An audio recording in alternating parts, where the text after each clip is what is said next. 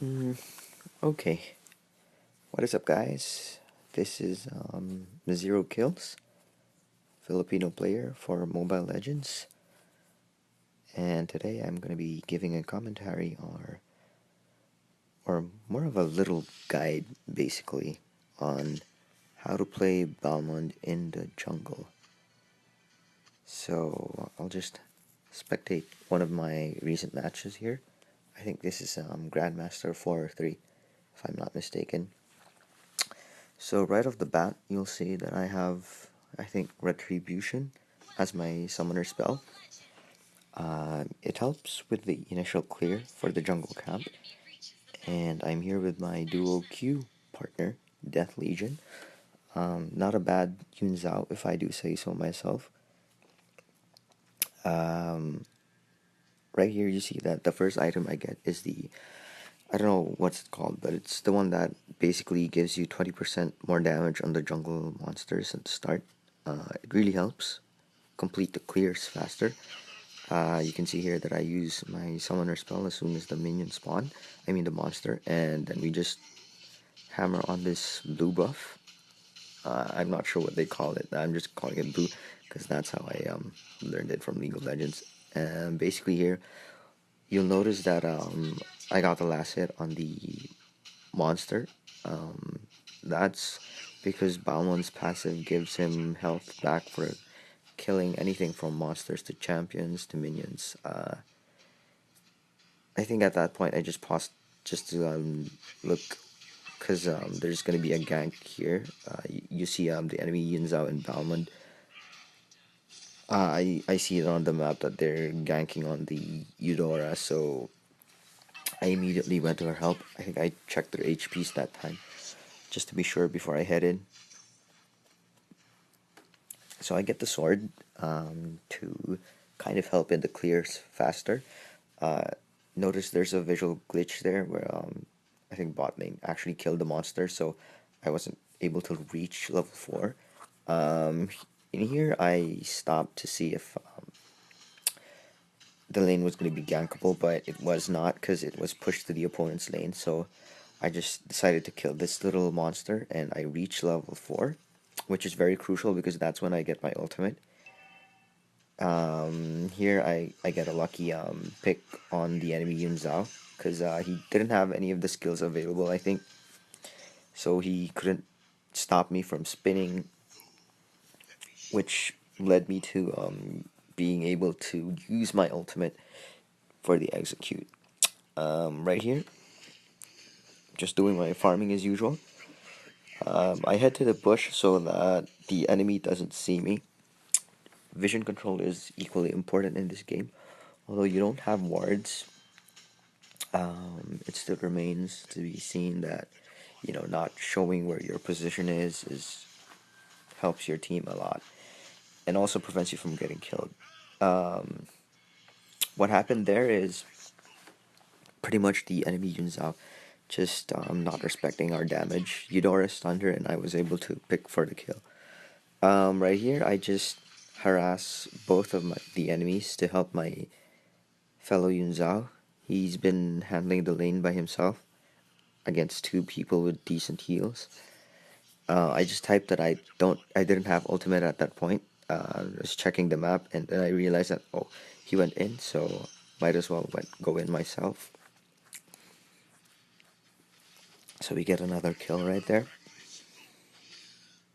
Right here, I just proxy the wave and try to harass the enemy Raf because I'm setting her up for another kill here as well.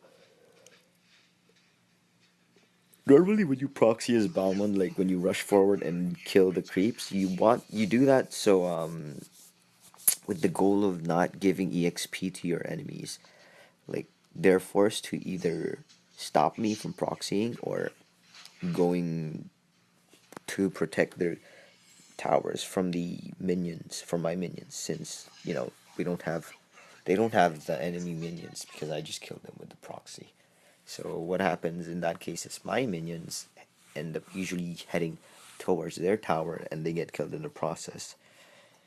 So right here, the enemy Bane kind of overextends. I think he was lagging at this point, but I don't really care because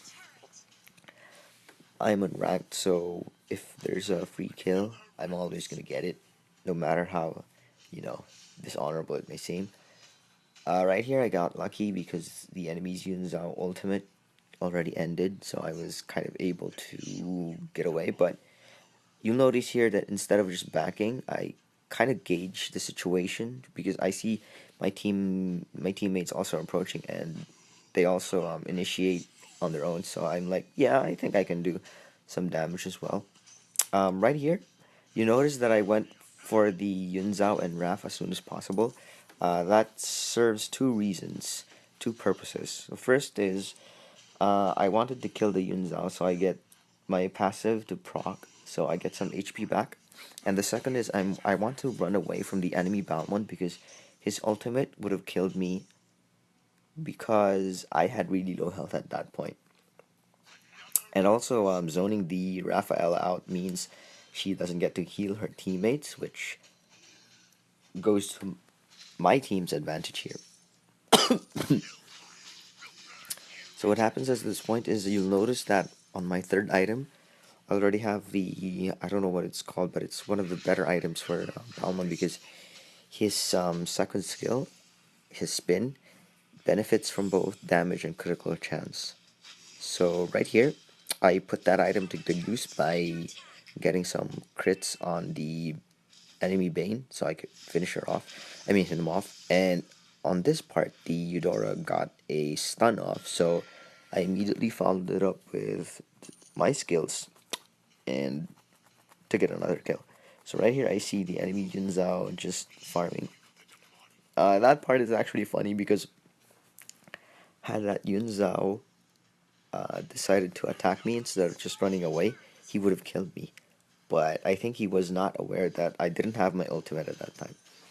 So right here, what I did is just another follow up to my friendly's Yunzao's attacks. It's always important to note that as Balmond, you possess a lot of damage. So right here, you see, whenever you spot an opportunity, let's say one of their enemies is alone and has no disables, like the Mia right there, you can go by with doing some harass on your own.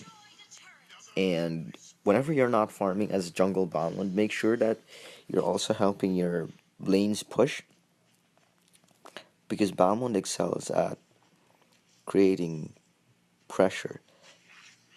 Because when he pushes the lanes, of course, what tends to happen is your enemy team would want to send one or two of their people out. Right here, I'm just again gauging, see if the Yunzao engages, which he does. So I go back in and we get another easy kill. Right here, Eudora lands another great stun, so I just follow up.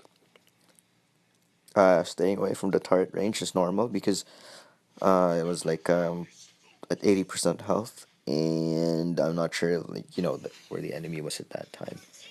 Right here, you'll notice that even though I know that my Eudora was getting chased, I didn't really help because I thought at that time that she was going to be able to evade the enemy, which she does quite well anyway. So here we're chasing them, and instead of, dashing towards the left side, I go to the right because I noticed that my teammates are also covering that entrance already. I just went to the other side just to cut off all their means of escape.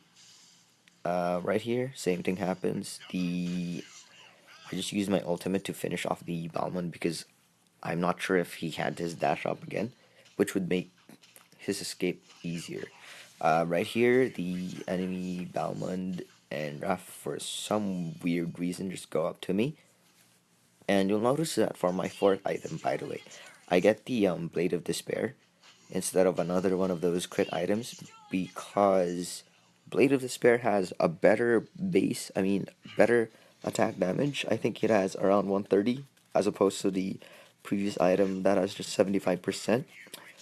And even though the crit chance is 10% smaller, it also has a bonus effect to it that, for example, as you see here, if I hit people or slow them down, I do 15% more damage on top of the enormous ones I do already.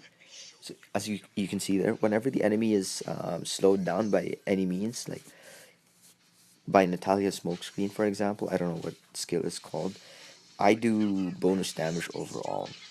So right here you see there's not much time left. I think the enemy surrenders at this point. Yeah, so it's another win for me. I'll give you a rundown of my final items at the end if it shows. As you can see, that's Grandmaster 3. And there. I have just let's see. Okay, let me click on the data for example.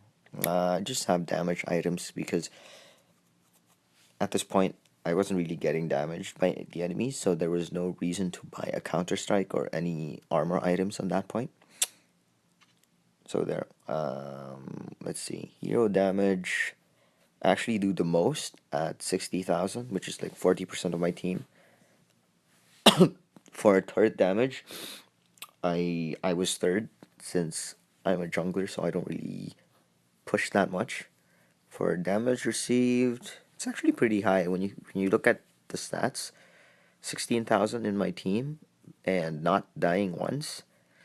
I think you can attribute it to the fact that Balmond gets so much sustain from his passive. So I'm gonna stop the recording here, and I hope you guys learned a bit from my short Balmond commentary.